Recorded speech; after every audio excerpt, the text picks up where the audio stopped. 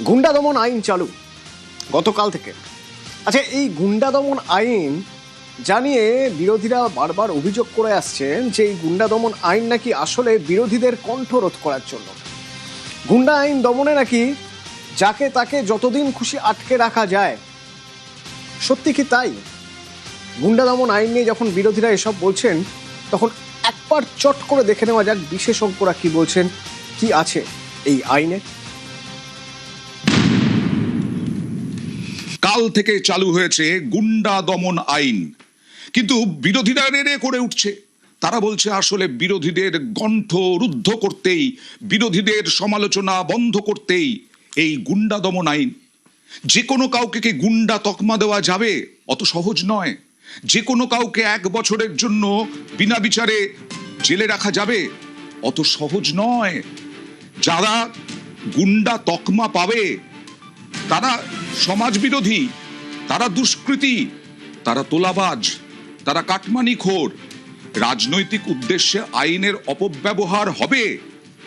সরকার বলছে অত সহজ নয়, আইনও বলছে অত সহজ নয়, কিন্তু বিরোধীরা থামতে নারাজ।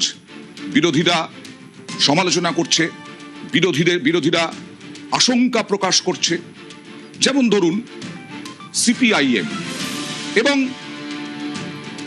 কালীঘাটের তৃণমূল বা মমতার তৃণমূল, তারা কি বলছেন দেখুন। গুন্ডা দমন আমরা সবাই চাই, কিন্তু এই আইনের মধ্যে দিয়ে এমন কিছু বিষয় এসছে সেগুলি আরো বিপজ্জনক। কোর্ট আর জুডিশিয়ারিকে বাইপাস করে রাজ্য সরকার নিয়ন্ত্রিত একটি অ্যাডভাইসারি কমিটি, আমরা মনে করি এটা গুন্ডা দমনের বদলে প্রতিপক্ষ দমন তার রাজনৈতিক কাজে বেশি লেগে যায়। এই আইনে গুন্ডাকে, এই আইনে অ্যান্টি সোশ্যাল যে অ্যাক্টিভিটিস এর কথা লিখেছে তার ডেফিনেশন কি? তাহলে আইনে তো আপনি যাকে তাকে গুন্ডা বলে দেবেন, আপনি যে কোনো কাজকে তো অ্যান্টি সোশ্যাল অ্যাক্টিভিটিস বলে দেবেন। তাহলে এই আইন কি আসলে গুন্ডা দমন আইন, নাকি এই আইন আসলে প্রতিবাদী কণ্ঠ বা বিরোধী দলকে দমানোর আইন? এই প্রশ্ন তো স্বাভাবিকভাবে রয়ে যাবে। সরকারের বিরোধিতা করতে পারে বা সরকারের যে কোনো বিষয়তে যারা বিরোধী হিসেবে কথা বলতে পারে, বামপন্থীরা, প্রতিবাদী মানুষ, সাধারণ মানুষ যারা রেশনাল কথা বলে, যুক্তিসঙ্গত কথা বলে, তাদেরকে টুটি টিপে তাদের একদম কণ্ঠস্বর রোধ করবার জন্য এই আইন আনা হয়েছে। সত্যি কি বিরোধীদের টুটি চিপে ধরার জন্য, প্রতিবাদী কণ্ঠস্বর দমানোর জন্য এই গুন্ডা দমন আইন?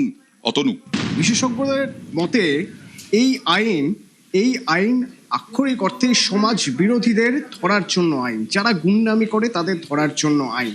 এবং তার পাশাপাশি এটাও তারা মনে করিয়ে দিচ্ছেন, বিশেষজ্ঞরা মনে করিয়ে দিচ্ছেন যে সব আইনেরই তো ফাঁক থাকে, সেই ফাঁক দিয়ে যেন কোনো নিরপরাধ শাস্তি না পান সেই সংস্থানও এখানে রয়েছে। কিরকম ভাবে? সবচেয়ে গুরুত্বপূর্ণ পয়েন্ট হলো যে যাকে আটক করা হচ্ছে তার অধিকার আছে তাকে কেন আটক করা হলো তার চ্যালেঞ্জ করার। এবং এই পয়েন্টটা সবচেয়ে গুরুত্বপূর্ণ এই কারণেই যে এই যে চ্যালেঞ্জ তিনি করবেন, চ্যালেঞ্জ কোথায় করবেন, আপত্তিটা কোথায় জানাবেন? আপত্তি জানাতে হবে রাজ্য সরকারের কাছে বা অ্যাডভাইজারি বোর্ডের কাছে। সবচেয়ে গুরুত্বপূর্ণ জায়গা অ্যাডভাইজারি বোর্ড, সেখানে আটকের জন্য আপত্তি জানাতে পারেন যাকে আটক করা হয়েছে। কারা থাকবেন এই অ্যাডভাইজারি বোর্ডে? এই অ্যাডভাইজারি বোর্ডের নেতৃত্বে থাকবেন হয় বিচারপতি, না হয় কোনো অবসরপ্রাপ্ত বিচারপতি, হাইকোর্টের বিচারপতি বা অবসরপ্রাপ্ত বিচারপতি, তারই নেতৃত্বে একটা অ্যাডভাইজারি বোর্ড, যে অ্যাডভাইজারি বোর্ডের কাছে আপত্তি জানানো যাবে। এবং এই যে আপত্তি জানাবেন, লিখিত আপত্তি জানাবেন, আবেদন করবেন, এই আবেদনপত্র লিখতে সাহায্য করতে হবে। কারা সাহায্য করবে? জেল কর্তৃপক্ষ। এখানে স্পষ্ট বলা আছে জেল কর্তৃপক্ষ বাধ্য যিনি আবেদন করবেন তাকে সাহায্য করার জন্য। আরেকটা গুরুত্বপূর্ণ পয়েন্ট, যদি তিনি চান তিনি আইনি সহায়তা নেবেন, উকিলের পরামর্শ নিতে পারবেন। অত্যন্ত গুরুত্বপূর্ণ জায়গা এখানে উকিলের পরামর্শ নেওয়া, এই কারণে যে উকিল কে হবেন সেটা অন্য কেউ ঠিক করে দেবেন না, সেটা যাকে আটক করা হয়েছে তিনি তার পছন্দ মতো উকিল বেছে নিতে পারবেন। আচ্ছা, খুব গুরুত্বপূর্ণ। নিজের পছন্দ মতো উকিল বেছে নেবেন এবং সেই আইনজীবী বা সেই উকিল তিনি এই বোর্ডের সামনে বা আদালতের সামনে যাবতীয় সওয়াল করবেন বা যা যা আপত্তি জায়গা আছে সেই আপত্তি জায়গাগুলো বলবেন। রাইট। অর্থাৎ চাইলেই যে যখন তখন কাউকে আটক করে রাখা যায়, অনেক দিন ধরে আটক করে রাখা যাবে এই আইনের মাধ্যমে, সেরকম কোনো সংস্থান এখানে থাকছে না। আরেকটা জায়গা, যাকে আটক করা হচ্ছে তার সম্পূর্ণ অধিকার আছে কারণ জানার, কেন তাকে আটক করা হলো। এবং বলা হলো হয়তো এরকম হতে পারে যে আটক করা হয়েছে, তোমাকে তোমার কারণ জানিয়ে দেওয়া হবে, তোমাকে কদিন পরে কারণ জানিয়ে দেওয়া হবে। না, এখানে আইন কি বলছে? বলছে কেন আটক, তার কারণ এবং নথি ধৃতকে দিতে বাধ্য পুলিশ। কতদিনের মধ্যে দিতে হবে? দ্রুত দিতে হবে, অনন্তকাল ধরে আটকে রাখা যাবে না, যে না দিচ্ছি দেবো না করা যাবে না। এখানে বলছে আটক করার 5 দিনের মধ্যে পুলিশকে জানাতে হবে, নথি দিতে হবে যে ধৃতকে কেন আটক করা হয়েছে। এবার যাকে আটক করা হয়েছে তিনি তো চ্যালেঞ্জ করতে পারেন। এই আইনে সেই সংস্থানও রয়েছে যে তাকে গুন্ডা তকমা দেওয়া হলো, তিনি চ্যালেঞ্জ করতে পারেন। হ্যাঁ, তার চ্যালেঞ্জের অধিকার রয়েছে, গুন্ডা তকমার চ্যালেঞ্জের অধিকার রয়েছে। সেক্ষেত্রে গুন্ডাকে প্যারামিটার কিভাবে নির্ধারিত হবে? আইনে বলছে গত 7 বছরে কোনো অপরাধে যদি দোষী সাব্যস্ত হন তাহলে তাকে গুন্ডা তকমা দেওয়া যেতে পারে। আচ্ছা, যদি কোনো অভিযোগ করেছেন কোনো মানুষ, সেই অভিযোগের ভিত্তিতে অন্তত 3টি মামলায় চার্জশিটে নাম রয়েছে, তাহলে গুন্ডা তকমা দেওয়া যেতে পারে। কিন্তু এই রেকর্ড যদি না থাকে তাহলে আটক অবৈধ বলে গণ্য করা হবে। অর্থাৎ এই দুটো রেকর্ড যদি না থাকে তাহলে যাকে আটক করা হয়েছে তার আটক থাকাটা অবৈধ বলে গণ্য হবে। এবার কাউকে আটক করে রেখে অনন্তকাল ধরে তাকে আটক করে রাখা গেল না, এই আইনে সেই সুযোগও নেই। আচ্ছা, একটা নির্দিষ্ট মেয়াদ আছে, একটা নির্দিষ্ট মেয়াদের মধ্যে ব্যবস্থা নিতে হবে। কি সেই ব্যবস্থা? না, আটক করার 15 দিনের মধ্যে মেয়াদ বাড়ানোর জন্য অনুমতি নিতে হবে। এই অনুমতি দেবেন কে? এই অনুমতি দেবেন ডিস্ট্রিক্ট ম্যাজিস্ট্রেট বা পুলিশ সুপার। এদের থেকে মেয়াদ বৃদ্ধির অনুমতি নিতে হবে। এবং যদি তারা অনুমতি না দেন তাহলে যাকে আটক করা হয়েছে 15 দিন পর তাকে মুক্তি দিতে হবে, ছেড়ে দিতে হবে তাকে। আইন তাই বলছে। এবং আইন বলছে যে কেউ রাজনৈতিক উদ্দেশ্য প্রণোদিতভাবে কোনো অফিসার যদি চান কাউকে এই অ্যাক্টে বা এই আইনে আটক করে ফেলবেন, সে সুযোগ নেই। অফিসারদের ক্ষমতা বেঁধে দেওয়া আছে এই আইনে। অফিসারদের ক্ষমতা এখানে সীমিত, একটা সীমার মধ্যে বেঁধে রাখা হয়েছে। কিরকম? না, অ্যাডভাইজারি বোর্ড, ওই যে বললাম যে অ্যাডভাইজারি বোর্ড, যেখানে হাইকোর্টের বিচারপতি বা অবসরপ্রাপ্ত বিচারপতি থাকবেন, সেই বোর্ড আটকের যৌক্তিকতা খতিয়ে দেখবে। কাউকে আটক করা হয়েছে, অফিসার কেন আটক করেছে তার যৌক্তিকতা খতিয়ে দেখা হবে। এবং যদি উদ্দেশ্য প্রণোদিতভাবে আটক তা প্রমাণ হয় তাহলে নির্দেশ বাতিল। অর্থাৎ এক্ষেত্রে যে এই সহজেই কাউকে গুন্ডা তকমা দিয়ে আটকে রাখা হবে, অনন্তকাল আটকে রাখা হবে, সেই সুযোগ বোধহয় এই আইনে থাকছে না, অন্তত বিশেষজ্ঞরা সেরকম মনে করছে। একদম অতনু, যথেষ্ট রক্ষা কবচ রয়েছে গুন্ডা দমন আইনে যাকে গ্রেফতার করা হবে, এবং রক্ষা কবচ আছে বিভিন্নভাবে, এটা স্পষ্ট হয়ে গেল। West Bengal public safety and control of anti social activities আইন 2026-এ যথেষ্ট রক্ষা কবচ আছে, তিনি সুযোগ পাবেন। আমাদের বিরোধীরা, বিশেষ করে বামেরা, যেভাবে এটাকে রাজনৈতিক ভাবে ইউজ করছে, মানুষকে বিভ্রান্ত করার চেষ্টা করছে। কারণ যেরকম আইনে আছে যে যাদের বিরুদ্ধে কোনো কেস বা মামলা আছে অপরাধিক কাজকর্মের, সে এনডিপিএস হোক বা এই ধরনের, সে তাদের ক্ষেত্রে আইন বলবৎ হবে। তার থেকেও বড় কথা হচ্ছে বামেরা বিরোধীদের কণ্ঠস্বর রোধ করার কথা বলবে, এটা তো বিড়ালের মাছ রক্ষা কমিটির সভাপতি হওয়ার মতো।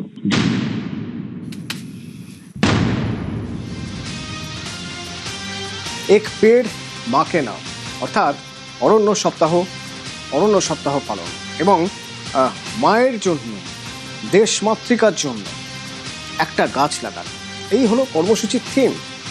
যে থিমে শুরু হলো আজ বনবিতান থেকে মুখ্যমন্ত্রী শুভেন্দু অধিকারীর হাত ধরে। এক পেড় মাকে নাম, সল্টলেকের বনবিতান। রাজ্য জুড়ে 1,10,00,000 চারা গাছ বিলি। এভাবেই হবে অরণ্য সপ্তাহ পালন। রথের মেলা যেখানে যেখানে হবে সেখান থেকেও চারা গাছ বিতরণ করা হবে। টার্গেট 7,20,00,000 গাছ লাগানো। 1 সপ্তাহ ধরে রাজ্য জুড়ে 7টি ট্যাবলো ঘুরবে। এমনকি সুন্দরবনে একটা নৌকায় করেও প্রচার হবে 20 জুলাই পর্যন্ত। অরণ্য সপ্তাহ পালন। ফরেস্ট ডিপার্টমেন্টকে বলবো, আপনারা পরিচ্ছন্নতার সঙ্গে কাজ করুন। গাছ চুরি গাছ পাচার, বেআইনি কাঠের মিল, আমরা যেমন পশ্চিমবঙ্গে গরু পাচার বন্ধ করেছি, সংগঠিত সিন্ডিকেট, রাস্তায় হাত পাতা সব বন্ধ করেছি, আপনারাও গাছ পাচার রোখার জন্য পুলিশকে সাথে নিয়ে উদ্যোগ গ্রহণ করুন, যাতে গাছগুলিকে কেউ কেটে ফেলতে না পারে। বনকর্মীদের, বনবন্ধুদের নানা রকমের অসুবিধার মুখে পড়তে হয়। আমি মাননীয় প্রধান সচিব মন্ত্রীকে বলবো, কংক্রিট প্রপোজাল সিএস এর কাছে দিন, আপনাদের জন্য কি কি করতে পারি সেটা আমরা দেখব। কত ভ্যাকেন্সি আপনাদের খালি আছে সেটাও আমরা দেখব, এবং আপনাদের রিক্রুটমেন্ট এখন থেকে পুলিশ রিক্রুটমেন্ট বোর্ডের মাধ্যমে হবে। যত ভ্যাকেন্সি খালি আছে আগামী কয়েক মাসের মধ্যে আমরা পূরণ করব, এবং যারা কর্মরত অবস্থায় মারা গেছে তাদের ফাইলগুলো যদি পড়ে থাকে মাননীয় মুখ্য সচিবকে বিশেষভাবে দেখতে হবে। বিগত 15 বছরের সরকার ফরেস্ট ডিপার্টমেন্টকে অবহেলা করেছে, বরাদ্দ দেয়নি, ম্যান পাওয়ার দেয়নি, পরিকাঠামো দেয়নি। আমি বলবো উড়িষ্যা, ছত্তিশগড় থেকে শিখে আসুন কিভাবে ফরেস্ট ডিপার্টমেন্টকেও গুরুত্বপূর্ণ দপ্তরে পরিণত করা যায়। ডবল ইঞ্জিন সরকার সেটা করবে। গাছ লাগালে তো হবে না, শুধু সেই গাছ রক্ষণাবেক্ষণের প্রয়োজন। এই গাছ রক্ষণাবেক্ষণ করবে কারা? গাছ রক্ষণাবেক্ষণের দায়িত্ব নেবে বন দপ্তর, কিন্তু বন দপ্তরের পরিকাঠামো কতটা ঠিকঠাক আছে? বন দপ্তরে ঠিকমতো রিক্রুটমেন্ট যদি না হয়, যদি কর্মীর সংখ্যা না বাড়ানো হয়, তাহলে বন দপ্তর কাজ করবে কিভাবে? বন দপ্তরকে ঠিকমতো কাজ করতে গেলে বন দপ্তরের শূন্য পদে নিয়োগ করতে হবে, এবং পুলিশ বোর্ডের মাধ্যমে বন দপ্তরের নিয়োগের বার্তা, স্বচ্ছ নিয়োগের বার্তা মুখ্যমন্ত্রী শুভেন্দু অধিকারী। বনকর্মীদের, বনবন্ধুদের নানা রকমের অসুবিধার মুখে পড়তে হয়। আমি মাননীয় প্রধান সচিব মন্ত্রীকে বলবো, কংক্রিট প্রপোজাল সিএস এর কাছে দিন, আপনাদের জন্য কি কি করতে পারি সেটা আমরা দেখব। কত ভ্যাকেন্সি আপনাদের খালি আছে সেটাও আমরা দেখব, এবং আপনাদের রিক্রুটমেন্ট এখন থেকে পুলিশ রিক্রুটমেন্ট বোর্ডের মাধ্যমে হবে। যত ভ্যাকেন্সি খালি আছে আগামী কয়েক মাসের মধ্যে আমরা পূরণ করব, এবং যারা কর্মরত অবস্থায় মারা গেছে তাদের ফাইলগুলো যদি পড়ে থাকে মাননীয় মুখ্য সচিবকে বিশেষভাবে দেখতে হবে।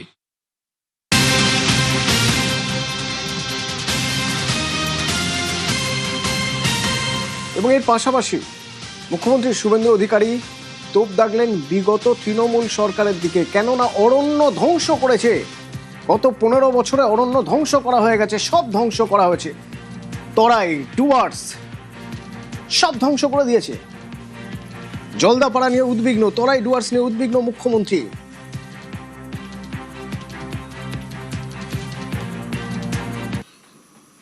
অরণ্য সুন্দরী ঝাড়গ্রাম, বাঁকুড়া, পুরুলিয়া 10 বছর আগে কি ঘন জঙ্গল ছিল, আজকে কি অবস্থা হয়েছে।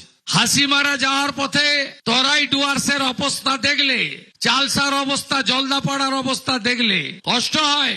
ধ্বংস তো সব করে দিয়েছেন, গাছটাকেও ছাড়েননি। তাই ব্যাপক বনসৃজনের মধ্য দিয়ে আমাদের পশ্চিম বাংলার পরিবেশকে রক্ষা করতে হবে, অরণ্য সম্পদ তৈরি করতে হবে, এবং আমাদের অরণ্য কেন্দ্রিক যে জীবজন্তু রয়েছে তাকে বাঁচাতে হবে। তরাই ডুয়ার্স বাঙালির বড় পছন্দের জায়গা, বাঙালি ঘুরতে যান, যত বেশি মানুষ ঘুরতে যাবেন তত বেশি চাহিদা বাড়বে রিসোর্টে। এবার বেআইনিভাবে একেবারে কোর ঘিরে, মানে জঙ্গলের কোর এরিয়া ঘিরে সেখানে হয়ে যাচ্ছে রিসর্ট। আবার জঙ্গলের মাঝখানে পরিবেশবিদরা বলছেন জঙ্গলের মাঝখানেও কিছুটা জায়গা ফাঁকা হয়ে গেছে। কেন? অর্থাৎ বেআইনিভাবে দেদার গাছ কাটা হয়েছে। কি অবস্থা! এই যে মুখ্যমন্ত্রী শুভেন্দু অধিকারী বললেন যে এই তরাই, ডুয়ার্স, জলদাপাড়া বেবাক ফাঁকা করা হয়েছে, গাছ ধ্বংস করা হয়েছে, ছবিটা ঠিক কিরকম? আমার সহকর্মী রকি সেখানকার ছবি তুলে ধরেছেন। আমাদের সঙ্গে ইতিমধ্যেই রয়েছে বিভিন্ন পরিবেশপ্রেমী সংগঠনের সদস্যরা, তাদের থেকে শুনে নেব আগের কি পরিস্থিতি ছিল। বলছি, ডুয়ার্সে আগের যে জঙ্গল ঘনত্বটা ছিল তা কি এখন রয়েছে? না, আগের মতো নেই আর কি, এখন ফাঁকা হয়ে গেছে, অনেক গাছপালা কেটে ফেলা হয়ে গেছে, এখন অনেকটাই ফাঁকা হয়ে গেছে, আগের মতো নেই। রিসোর্টের সংখ্যাও কি বেড়েছে? রিসোর্টের সংখ্যা তো অসংখ্য সংখ্যা বেড়ে গেছে রিসোর্টের। হ্যাঁ, ফরেস্ট লাগোয়া এলাকায়, ফরেস্ট লাগোয়া এলাকায়, ফরেস্টে কিছু জায়গায় ফরেস্ট ঘেঁষে রিসোর্ট হয়ে গেছে। এর ফলে কি সমস্যা হচ্ছে জীবজন্তুদের? জীবজন্তুদের অনেকটাই অসুবিধা হচ্ছে। হ্যাঁ, মানে যেখানে জীবজন্তুর ফরেস্টে থাকার কথা সেখানে ওইভাবে থাকতে পারতেছে না জীবজন্তুর, পাবলিক প্লেসে চলে যাচ্ছে জীবজন্তুর। আপনারা কি চাইছেন? আমরা চাচ্ছি এতে সরকারের একটু নজর দেওয়ার দরকার, হ্যাঁ, যেন জীবজন্তু ঠিকঠাক থাকে এটা একটু দেখতে। তুমি শুনলে যে মুখ্যমন্ত্রী যে বক্তব্য রেখেছেন, সেক্ষেত্রে কিন্তু পরিবেশ প্রেমীরাও কিন্তু চাইছে যেন কড়া ব্যবস্থা নেওয়া হয়। অপর এক পরিবেশ প্রেমী রয়েছে, তার থেকে শুনে নেব আগে যে পরিস্থিতি ছিল এখন তা কি রয়েছে। বলছি, ডুয়ার্সের অবস্থা কি রয়েছে? জঙ্গল কি আগের মতো ঘনত্ব রয়েছে? এখন আর জঙ্গল নেই, এখন সব কংক্রিট হয়ে গেছে। মুখ্যমন্ত্রী ঠিকই বলেছে, এখন আর আগের অবস্থা নেই, এখন পুরো ফাঁকা ফাং হয়ে গেছে একদম। কেন? রিসর্ট হচ্ছে, মানে তারপরে তোরা সিকিউরিটি কাট কাটছে চালসার টিয়াবন সংলগ্ন এলাকায়। আপনারা এখনো দেখলে এখন দেখতে পারবেন যে ওখানে মানে কংক্রিটের জঙ্গল হয়ে গেছে। মুখ্যমন্ত্রী যে বলেছে কংক্রিটের জঙ্গল, আদৌ সত্যিই তাই। তো আগের সরকার কোনো ব্যবস্থা নেয়নি? সে আগে সরকারের কোনো একটা খান্তি ছিল, হয়তো কোথাও গিয়ে একটা সেটিং ছিল হয়তো রিসর্ট মালিকদের সাথে, এই কারণে হতে পারে পারমিশন পেয়েছে। স্যার পারমিশন কিভাবে পায়? আপনারা কি চাইছেন? আমরা চাই জঙ্গল আগের অবস্থায় ফিরুক, প্রশাসন ব্যবস্থা নিক। হ্যাঁ অবশ্যই। দেখলে পরিবেশ প্রেমীরা কিন্তু দাবি জানাচ্ছে যে সরকার এবং প্রশাসন যেন কড়া ব্যবস্থা নেয় এই প্রকৃতিকে রক্ষা করতে।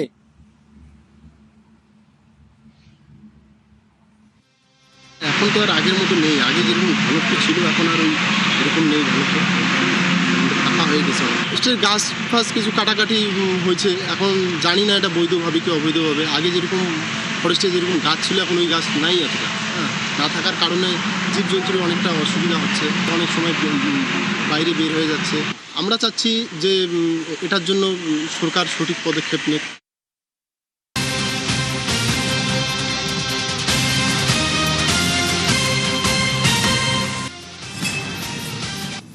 পঞ্চায়েতেও পুনর্বিন্যাস, অর্থাৎ সামনের বিধানসভার অধিবেশনে পঞ্চায়েতের পুনর্বিন্যাসের জন্য সংশোধনী কোনো বিল আনা হতে পারে। কেন? এর যৌক্তিকতা কোথায়? রাজ্যে পঞ্চায়েত আইন সংশোধন বিলের যৌক্তিকতা কি? কেন আনতে হচ্ছে? সোমরাজ আছে সরাসরি আমার সঙ্গে, কথা বলবো। সোমরাজ, দেখো, পঞ্চায়েত মন্ত্রী দিলীপ ঘোষ ইতিমধ্যেই জানিয়েছেন যে পঞ্চায়েত আইনে সংশোধন আনার জন্য আগামী বিধানসভার অধিবেশনে বিল আকারে পেশ করা হতে চলেছে। কেন এই সংশোধন আনা হচ্ছে তার কারণ বিভিন্ন পঞ্চায়েতে, অর্থাৎ রাজ্যের যে গ্রাম পঞ্চায়েতগুলি রয়েছে ৩,৩39টি, এই গ্রাম পঞ্চায়েতের পঞ্চায়েত প্রধান যারা রয়েছেন তাদের হাতে আর্থিক ক্ষমতা রয়েছে। সেই আর্থিক ক্ষমতাই এবার গ্রাম পঞ্চায়েত প্রধানদের হাত থেকে নিয়ে সরকারি আধিকারিকদের দেওয়া হচ্ছে। বিভিন্ন সময় এই গ্রাম পঞ্চায়েতগুলি থেকে দুর্নীতির অভিযোগ উঠে এসেছে। তুমি জানো, নয়া সরকারের নীতি দুর্নীতিতে জিরো টলারেন্স, এবং সেই কারণেই রাজ্যের পঞ্চায়েত আইন 1973 সালের সেই আইনে এবার সংশোধন আনা হচ্ছে। এর আগে আমরা দেখেছি পার্শ্ববর্তী রাজ্য উড়িষ্যাতেও পঞ্চায়েত আইনে সংশোধন করে উড়িষ্যা রাজ্যও তারাও কার্যকরী করেছিল যে গ্রাম পঞ্চায়েতের প্রধানদের বদলে সরকারি আধিকারিকদেরই গ্রাম পঞ্চায়েতের যাবতীয় খরচের অনুমোদনের ক্ষমতা দেওয়া হয়েছিল। এবার এ রাজ্যেও তা কার্যকরী হচ্ছে। পঞ্চায়েত মন্ত্রী দিলীপ ঘোষ জানিয়েছেন খুব শীঘ্রই, অর্থাৎ আগামী বিধানসভার যে অধিবেশন, সেই অধিবেশনে এই সংশোধন পেশ করা হবে, মূলত যাতে পঞ্চায়েত প্রধানদের হাত থেকে আর্থিক ক্ষমতা সরকারি আধিকারিকদের হাতে দেওয়া হয়। দিলীপ ঘোষ পঞ্চায়েত মন্ত্রী এ প্রসঙ্গে কি বলছেন শোনা যাক।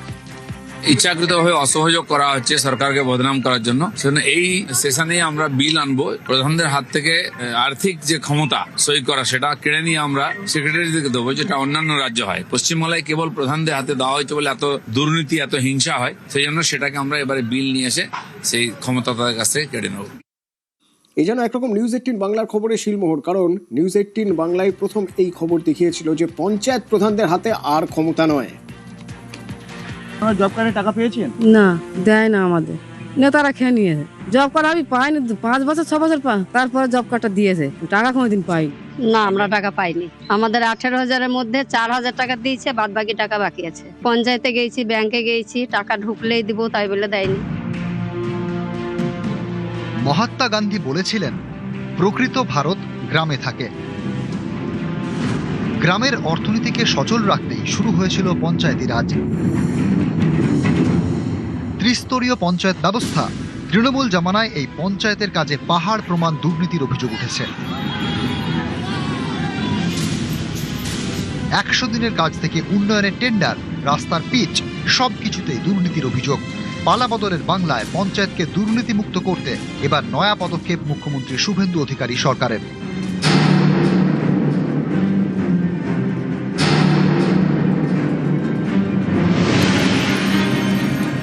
1973 সালে পশ্চিমবঙ্গ পঞ্চায়েত আইন সংশোধন করতে চলেছে রাজ্য সরকার। গ্রাম পঞ্চায়েত প্রধানদের হাত থেকে আর্থিক ক্ষমতা তুলে নিতে চাইছে রাজ্য। তার পরিবর্তে পঞ্চায়েতের খরচে অনুমোদন দেবেন দায়িত্বপ্রাপ্ত সরকারি আধিকারিক।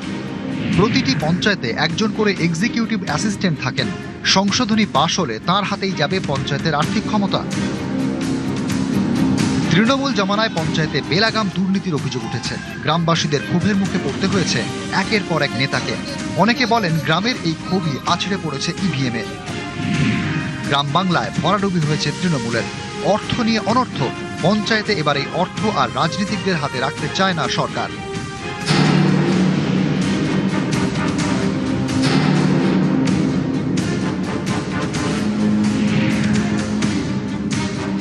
বাংলায় ত্রিস্তরীয় পঞ্চায়েত ব্যবস্থা। গ্রাম পঞ্চায়েত, পঞ্চায়েত সমিতি এবং জেলা পরিষদ। 1973 সালের পশ্চিমবঙ্গ পঞ্চায়েত আইন অনুযায়ী এই ব্যবস্থা। এতদিন পঞ্চায়েত সমিতি এবং জেলা পরিষদের আর্থিক ক্ষমতা সরকারি আধিকারিকদের হাতে থাকলেও গ্রাম পঞ্চায়েতে এই ক্ষমতা ছিল পঞ্চায়েত প্রধানের হাতে। 100 দিনের কাজে অনুমোদন, টেন্ডার ডাকা যাবতীয় ক্ষমতা ছিল পঞ্চায়েত প্রধানের হাতেই। দুর্নীতির অভিযোগের জেরেই 2022 সালে 100 দিনের কাজের টাকা পাঠানো বন্ধ করে দেয় কেন্দ্র। পালাবদলের পর 1 জুলাই থেকে চালু হয়েছে 125 দিনের কাজ। দৈনিক মজুরিও বাড়িয়ে 300 টাকা করা হয়েছে। 26 রাজ্যে পালাবদল হলেও এখনও প্রায় সব পঞ্চায়েতই তৃণমূলের দখলে। দুর্নীতি এড়াতেই এমন পদক্ষেপ। পঞ্চায়েত দপ্তরে দুর্নীতি আটকাতেই এই নয়া আইনে সংশোধন আনছে রাজ্য সরকার। এই বদলের ফলে দুর্নীতি, স্বজন পোষণের অভিযোগ আর উঠে আসবে না বলেই মনে করছে প্রশাসনিক মহল। ক্যামেরায় কুণাল চৌধুরীর সঙ্গে সোমরাজ বন্দ্যোপাধ্যায়, নিউজ 18 বাংলা, কলকাতা। আমি পঞ্চায়েত মন্ত্রী। আমাদের এখানে এক একটা পঞ্চায়েতে 30টার বেশি পর্যন্ত সদস্য আছে, আর কোথাও 10টা 12টাও আছে ওয়েস্ট বেঙ্গলে। অন্য রাজ্যে তো 3-4টের বেশি নয় একটা পঞ্চায়েত। তারা সুষ্ঠু প্রশাসন দিচ্ছেন, আর এতগুলো পঞ্চায়েত হয়তো একটা সেখানে অফিসার নেই, সেক্রেটারি নেই, কী করে আমরা ডেভেলপমেন্ট করব? তো প্রশাসনিক সুধার আমরা করছি। আমরাও আরও 4000-এর বেশি পঞ্চায়েত করে দিচ্ছি।